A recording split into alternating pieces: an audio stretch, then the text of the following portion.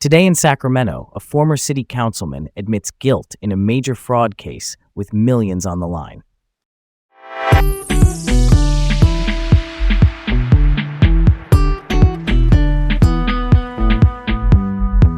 I'm Leah. And I'm Garrett. Welcome to Laid Back Local, the news of the day with Leah and Garrett, coming to you from Sacramento, California.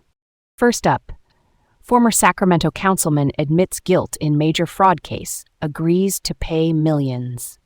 Shahryar Sean Lalo, who owned the Viva supermarket chain since 2008 and served on the city council from 2020 to 2024, pleaded guilty to multiple federal charges. Those include obstructing U.S. Department of Labor investigations, underreporting taxes, and fraudulently obtaining nearly $1.2 million in COVID relief funds. Prosecutors say he maintained a hidden payroll to pay undocumented workers off the books, which means workers were paid outside the official system so the wages and taxes wouldn't show up. As part of the plea deal, he'll pay $1.4 million in restitution, which is payback to people or the government that were harmed, and he'll forfeit about $1 million, meaning he has to give up money linked to the crimes. He also agreed to turn over personnel files that include counterfeit immigration documents. He could face up to 59 years in prison. Sentencing is set for October 2026. He had publicly denied employing undocumented workers, but this plea is the first clear admission. Investigators say he kept two sets of books, one official and one for those hidden payments. Yeah, that hits different. When someone in public office, even a former one, games the system like this, it's a body blow to trust. Pandemic relief was meant to keep real people and small businesses afloat here in Sacramento, not get siphoned off, and taxes fund stuff we all rely on. The two sets of books thing shows planning, not a slip-up. Why keep a hidden payroll for so long? What's the end game there? Honestly, to dodge taxes and wage rules, it lowers reported labor costs and keeps regulators in the dark. But it puts workers at risk and shifts costs onto everyone else. Restitution and forfeiture help claw some money back. Accountability matters here. Next up, former Sacramento school official claims board neglected fiscal health for teacher contracts. Jania Marking, the former chief business officer for Sacramento City Unified School District, says the board prioritized a labor contract with the teachers' union over fiscal solvency. Solvency just means the district can pay its bills long-term. She warned of a crisis. Now the district faces a significant shortfall that could lead to state receivership, which is when the state steps in to manage the district's finances. Marking says the board knew the financial risks when it approved the deal. The board pushes back, saying a lack of budget clarity has affected their governance. There's also scrutiny of the board's close ties to the teachers' union, which has endorsed and funded some trustees. Marking flagged the crisis in a March email to county education officials, and the projected deficit is eye-popping, about $390 million by 2027 to 2028. Enrollment declines and unexpected costs are compounding it. Real talk. When fiscal alarms go off and get ignored, the consequences land on students first. Bigger classes, program cuts, instability. I get wanting labor peace. Kids need consistent teachers. But if the math doesn't pencil out, the district can end up with even harsher cuts later. Why approve a contract if the numbers were already flashing red?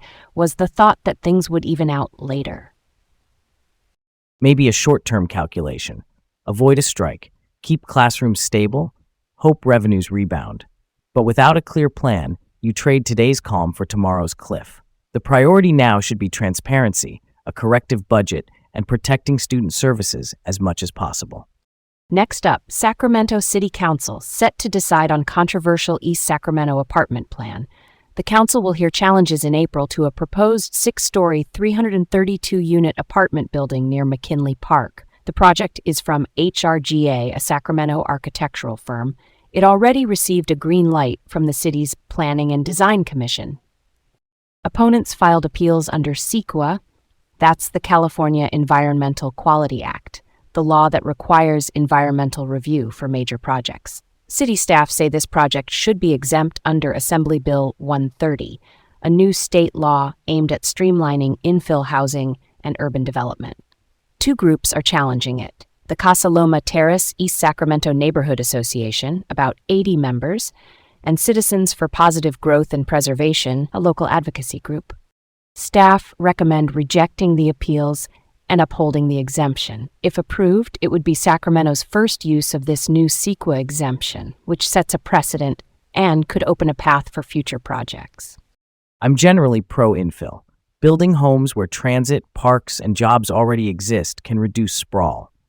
The upside is more homes in a high-demand area, and the risk is overdoing it without mitigation. So if the exemption stands, the city still needs strong conditions like safe crossings, better bike and bus access, and a plan for noise and construction impacts. That's a thread worth pulling on as the council decides. Next up, insurance companies oppose California bill to guarantee coverage for fireproof homes. Senate Bill 1076 from State Senator Sasha Renee Perez proposed a pilot program in 5 communities to guarantee home insurance for people who meet wildfire mitigation goals. Think defensible space, ember-resistant vents, and fire-safe roofs. The bill died in the Senate Insurance Committee in April after pushback from insurers over financial risk. Advocates said it would reward homeowners who harden their properties. Insurers argued that individual upgrades don't always reduce overall losses enough in extreme fires. This is where legislative goals meet actuarial math.